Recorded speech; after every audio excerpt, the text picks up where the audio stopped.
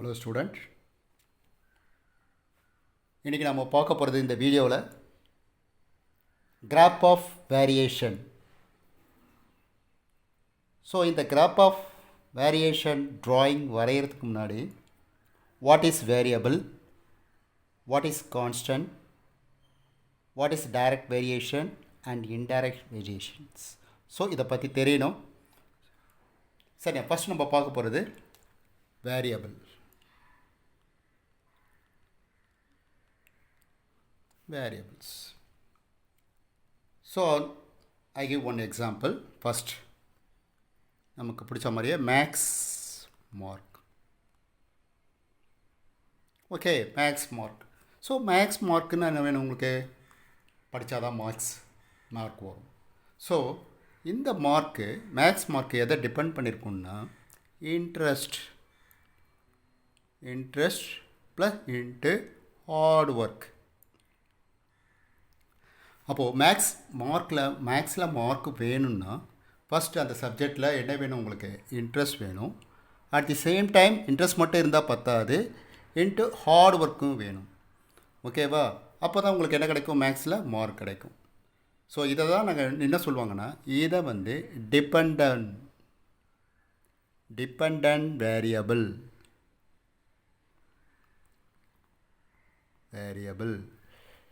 இதுக்கு பேர் independent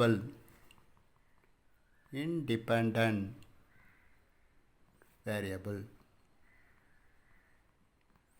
so அப்போ வேரியபிள்னாவே இங்கே என்ன ஆகுது உங்களுக்கு? இங்கே சேஞ்ச் ஆகுது.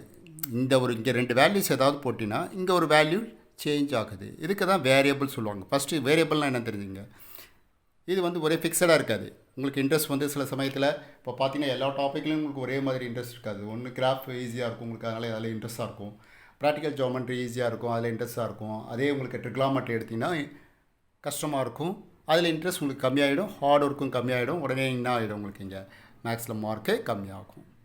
ஓகே, அதனால் இது வந்து ஃபிக்ஸட் கிடையாது. இது ரெண்டும் வந்து உங்களுக்கு ஃபிக்ஸட் கிடையாது. இன்ட்ரெஸ்ட்டும் ஃபிக்ஸட் கிடையாது, ஹார்ட் ஒர்க்கும் ஃபிக்ஸட் கிடையாது. அதனால் அதுக்கு பேர் வேரியபிள் சொல்லுவாங்க. சேஞ்ச் ஆகிட்டே இருக்கிறதுனால அதுக்கு வேரியபிள். ஆனால் அதுலேயே 2 டைப்ஸ் ஆஃப் இருக்குது. இது வந்து டிபெண்டன்ட் வேரியபிள், இது independent variables.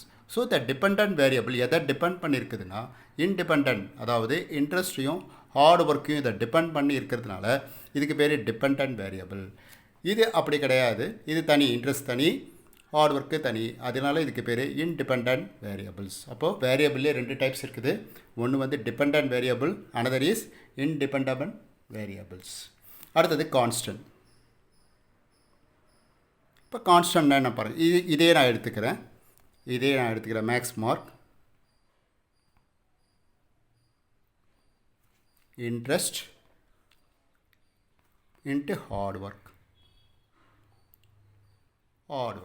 Interest and hard work. இப்போது இந்த மேக்ஸ் மார்க்கு நான் பர்டிகுலராக ஒரு கிளாஸ் எடுத்துக்கிறேன். இப்போ நீங்கள் 10th ஸ்டாண்டர்ட், அப்போ நான் இங்கே இடத்துல என்ன எடுத்துக்கிறேன்? 10th standard maths book. அப்போது இந்த மார்க் ஷீட் எதில் கிடைக்கும் உங்களுக்கு? 10th ஸ்டாண்டர்ட் மார்க் ஷீட்டில் கிடைக்கும் உங்களுக்கு. ஸோ அப்போ அந்த 10th ஸ்டாண்டர்ட் மார்க் ஷீட்டு வேணும்னா நீங்கள் எந்த கிளாஸ் படிச்சிருக்கணும்? உங்களை 10th ஸ்டாண்டர்ட். அப்போ இந்த 10th ஸ்டாண்டர்ட் இன்ட்ரெஸ்ட்டும் ஹார்ட் ஒர்க்கும் வேரியேஷன் ஆகிட்டே இருக்கும். பட் அந்த 10th ஸ்டாண்டர்ட் புக்கு வந்து உங்களுக்கு ஃபிக்ஸடாக இருக்கும். அப்போ அந்த ஃபிக்ஸடுக்கு பேர் கான்ஸ்டன்ட். அப்போ இது சேஞ்ச் ஆகாது. 10th ஸ்டாண்டர்ட் அந்த ஹோல் இயரும் நீங்கள் என்ன படிப்பீங்க? அந்த 10th ஸ்டாண்டர்ட் புக்கை தான், மேக்ஸ் புக்கை தான் படிப்பீங்க. ஸோ அது வந்து ஃபிக்ஸட். ஆனால் இன்ட்ரெஸ்ட்டும் ஹார்ட் ஒர்க்கும் உங்களுக்கு சேஞ்ச் ஆகும். இது வேரியபிள், இது ஃபிக்ஸடாக இருக்கிறதுனால இதுக்கு பேர் கான்ஸ்டன்ட். ஸோ அப்போது இந்த மாதிரி ஒரு இதில் வந்து எது வேரி ஆகுதோ அது வேரியபிள், எது ஃபிக்ஸடாக இருக்குதோ அது பேர் கான்ஸ்டன்ட். சரி, நம்ம இன்னும் நல்ல எக்ஸாம்பிள் பார்க்கறதா இருந்தால் ஏரியா ஆஃப் த சர்க்கிள்னால் pi r square. Area of the circle formula வந்து பை ஆர் ஸ்கொயர். ஸோ இங்கே பார்த்தீங்கன்னா இந்த ஏரியா வந்து நம்ம என்ன சொல்லலாம்? டிபெண்டன்ட் வேரியபிள் சொல்லலாம். எதுக்கு? இந்த ஆர் சேஞ்ச் ஆக இது என்ன ஆகும் உங்களுக்கு? சேஞ்ச் ஆகும். ஸோ இது எதை டிபெண்ட் பண்ணியிருக்குது? ஆரை டிபெண்ட் பண்ணியிருக்கிறதுனால இது டிபெண்டன்ட் வேரியபிள். இதுக்கு பேர் இன்டிபெண்டன்ட் வேரியபிள்ஸ். அப்போ இங்கே தனியாக ஒன்று இருக்குது, இதுக்கு பேர் என்ன? இது மாறுமா? ஒவ்வொரு தடவையும் நம்ம ஏரியா ஆஃப் சர்க்கிள் போடுறோம். ஒவ்வொரு தடவையும் ஏரியா ஆஃப் சர்க்கிள் போட சமயத்தில் பையை இதை வந்து மாற்றி போடுறோமா? இதோட வேல்யூ மாற்றி போடுவோமா? இல்லை. ஏன்னா பையோட வேல்யூ 22/7. நம்ம எந்த சம் எடுத்தாலும் ஏரியா ஆஃப் த சர்க்கிள் எந்த ரேடியஸ் போட்டாலும் பையை வந்து நம்ம என்ன பண்ணுவோம், ஃபிக்ஸடாக ஒரு 22/7 தான் போடுவோம், பை போடுவோம். அப்போ இது ஃபிக்ஸடாக இருக்கிறதுனால இது வந்து கான்ஸ்டன்ட். ஸோ வேரியபிளில் 2 types, dependent variable, independent variable, then constant. சரி, இந்த வேரியேஷன்ஸ் இப்போ இங்கே போட சமயத்தில் பார்த்தீங்கன்னா இதோடைய வேல்யூ பொறுத்து தான் இது மாறுதுன்னு சொல்கிறேன். அப்போது சில சமயத்தில் பார்த்தீங்கன்னா இது இன்க்ரீஸ் ஆகும் சமயத்தில் இது இன்க்ரீஸ் ஆகும், இது டிக்ரீஸ் ஆகும் சமயத்தில் இது டிக்ரீஸ் ஆகும், சம்டைம்ஸ் இது இன்க்ரீஸ் ஆகும், இது டிக்ரீஸ் ஆகும். ஸோ இந்த மாதிரி இருக்கிறதுக்கு பேர் 2 டைப் இருக்கும். அதில் டைப்ஸ் ஒன்று வந்து டைரக்ட் வேரியேஷன். டைரக்ட் வேரியேஷன்ஸ் அப்போ பார்த்தீங்கன்னா இது நல்ல எக்ஸாம்பிள்ஸ் டைரக்ட் வேரியேஷனுக்கு. அப்போ பாருங்கள், இன்ட்ரெஸ்ட்டும் ஹார்ட் ஒர்க்கும் இன்க்ரீஸ் ஆச்சுன்னா ஆட்டோமேட்டிக்காக உங்களுக்கு மேக்ஸில் ஸ்கோர் வந்து என்னாகும், இன்க்ரீஸ் ஆகும். இன்ட்ரெஸ்ட்டும் ஹார்ட் ஒர்க்கும் கம்மியாச்சுன்னா மேக்ஸில் மார்க்கு கம்மியாகும்.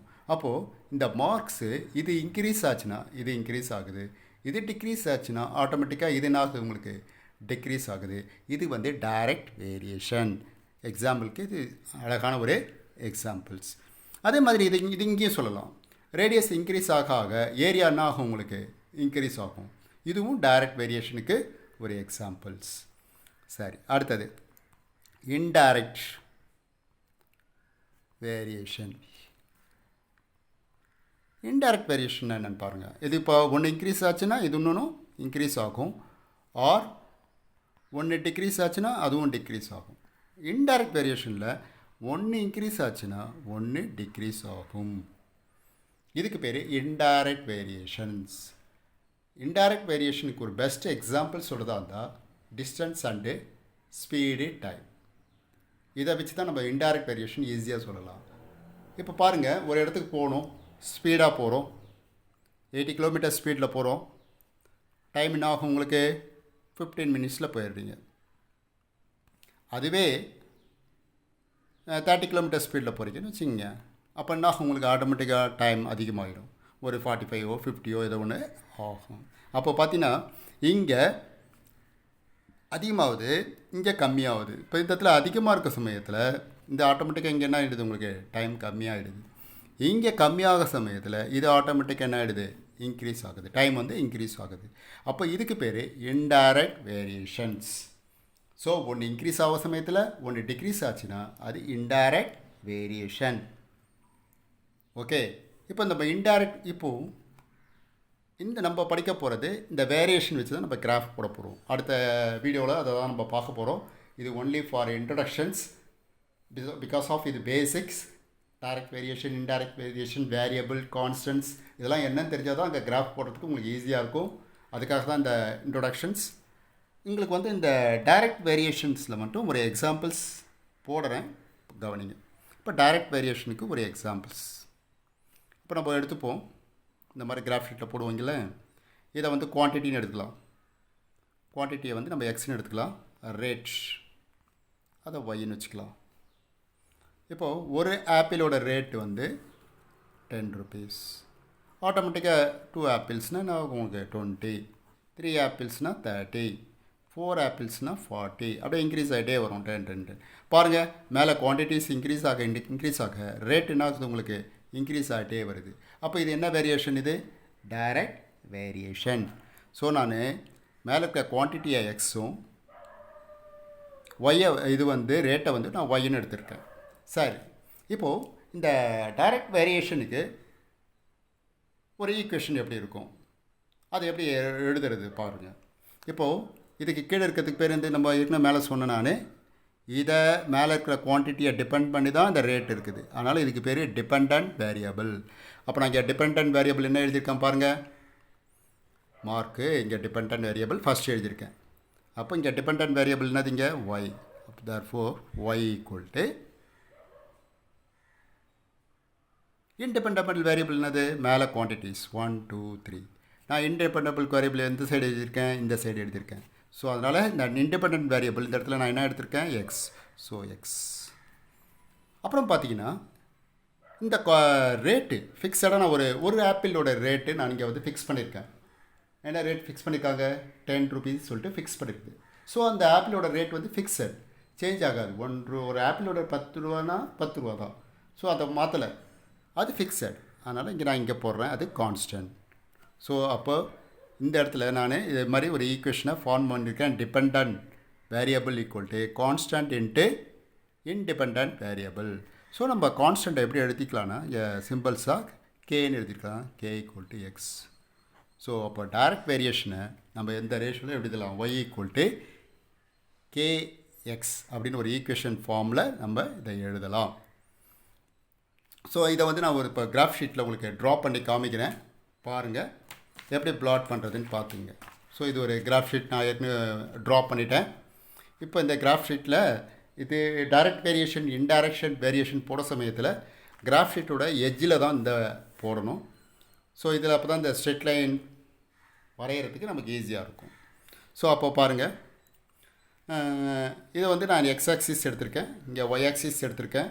இங்கே குவான்டிட்டிஸ் வந்து இங்கே பார்த்தீங்கன்னா குவான்டிட்டிஸ் பாருங்கள், நான் என்ன எடுத்திருக்கேன்னு பாருங்கள். இங்கே குவான்டிட்டிஸ் வந்து 1 2 3 எடுத்திருக்கேன், அது வந்து எக்ஸ் ஆக்சிஸ். ஸோ அப்போ நம்ம குவான்டிட்டிஸ் இங்கே வந்து எழுதிக்கலாம். ஸோ இந்த இடத்துல வந்து ரேட், இது வந்து ரேட், இது குவான்டிட்டிஸ், இது வந்து ரேட். இந்த எக்ஸ் ஆக்சிஸில் வந்து பாருங்கள், எக்ஸ் ஆக்சிஸில் வந்து குவான்டிட்டிஸ், ஒய் ஆக்சிஸில் வந்து ரேட். இப்போ நம்ம பாயிண்ட்டை பிளாட் பண்ணோம். 1க்கு 10 தெரியாதவங்க இந்த மாதிரி ஒரு ஸ்கேல் ஒன்று வச்சுட்டிங்கன்னா ஈஸியாக இருக்கும். இந்த மாதிரி அந்த 1 மேலே அப்படி ஒரு கோடு வைங்க. 1க்கு நேராக அங்கே என்ன இருக்குதுன்னு பாருங்கள், 10. இந்த இடத்துல ஒரு பாயிண்ட்டை பிளாட் பண்ணு, அது ரெண்டு மீட் பண்ணுற இடத்துல ஒரு பாயிண்ட் வச்சுட்டு ஒரு சர்க்கிள் 1, 10. அடுத்தது 2. தெரியாதவங்க ஒரு ஷீட்டை அந்த ஸ்கேலை திருப்பி மாதிரி வைங்க, அந்த லைன் மேலேயே வைங்க. 2க்கு நேராக 20. 20னா அது பாருங்கள், இங்கே இருக்குதா அந்த லைன் எங்கே மீட் ஆகுது, இந்த இடத்துல. ஸோ 220 உடனே எழுதிடுங்க இங்கே 220. தென் 3 30. சின்னதாக அந்த ரெண்டு லைன் மீட் பண்ணுற இடத்துல வச்சுட்டு சின்னதாக ஒரு சர்க்கிள். எதுக்குன்னா இந்த பாயிண்ட் இங்கே வைக்கிறோன்னா லைன் ஜாயின் பண்ணுறதுக்கு உங்களுக்கு ஈஸியாக இருக்கும். 330. 4க்கு 40. 4க்கு 40. 5க்கு 50. இந்த மாதிரி டாட் வச்சு ஒரு சர்க்கிள் போடுங்க. 5க்கு 50. ஓகே, இப்போ என்ன பண்ணணுன்னா இந்த லைனெல்லாம் ஜாயின் பண்ணணும். நல்லா ஞாபகம் வச்சுங்க, இந்த லைன் ஜாயின் பண்ண சமயத்தில் கண்டிப்பாக ஒரு ஸ்ட்ரெயிட் லைனாக தான் வரணும். இப்படி வச்சு ஜாயின் பண்ணுங்கள். லைனை வந்து இந்த இடத்துல வச்சு கரெக்டாக அந்த பாயிண்ட் மேலே வச்சு ஒரு லைனை ஜாயின் பண்ணுங்கள். ஸோ நல்லா ஞாபகம் வச்சுங்க, டைரக்ட் வேரியேஷன்னா அது ஒரு ஸ்ட்ரெயிட் லைனாக தான் வரும். இந்த மாதிரி இப்படி வந்து பிரேக் ஆகி இப்படிலாம் பெண்ட் ஆகக்கூடாது. அப்போ இந்த இடத்துல பெண்ட் ஆச்சுன்னா இந்த இடத்துல நீங்கள் பாயிண்ட் ஏதோ தப்பாக கண்டுபிடிச்சிருக்கீங்கன்னு மீனிங்ஸ். இந்த இடத்துல பெண்ட் ஆகக்கூடாது, ஏன்னா டைரக்ட் வேரியேஷன்ஸ் ஸ்ட்ரெயிட் லைனாக தான் வரணும். ஓகேவா? இங்கே பாருங்கள், இப்போது இந்த லைன் வந்து ஸ்ட்ரெயிட் லைனாக வந்துருக்குது. Quantities, rate. This is only examples for direct variations. இதில் வந்து நம்ம ஆக்சிஸ்லாம் எழுதணும், அது நம்ம வந்து நெக்ஸ்ட் கிளாஸில் பார்க்கலாம். இந்த ஆக்சிஸ்லாம் எப்படி எழுதுறது, எக்ஸ் ஆக்சிஸ், ஒய் ஆக்சிஸ், அதை யூனிட்லாம் எழுதணும். அது வந்து நம்ம நெக்ஸ்ட் கிளாஸில் நெக்ஸ்ட் வீடியோவில் நம்ம எக்ஸைஸில் இருக்கிற சம்ஸ் போட சமயத்தில் அதை பற்றி டீட்டெயிலாக பார்ப்போம். இந்த வீடியோவை கண்டிப்பாக கிராஃப் போடுறதுக்கு முன்னாடி எல்லோரும் இந்த வீடியோவை பார்க்கணும். ஒரு தடவைக்கு 2 தடவை பார்க்கணும். அப்போ தான் உங்களுக்கு புரியும் டைரக்ட் வேரியேஷனாக என்ன, இன்டைரக்ட் வேரியேஷனாக என்ன, what is variable, what is constant, how to form the equations, எல்லாமே இதில் சொல்லியிருக்குது. ஸோ இந்த வீடியோவை கண்டிப்பாக பாருங்கள். இந்த வீடியோ உங்களுக்கு பிடிச்சிருந்தால் லைக் பண்ணுங்கள், ஷேர் பண்ணுங்கள், மறக்காமல் சப்ஸ்கிரைப் பண்ணுங்கள். தேங்க்யூ.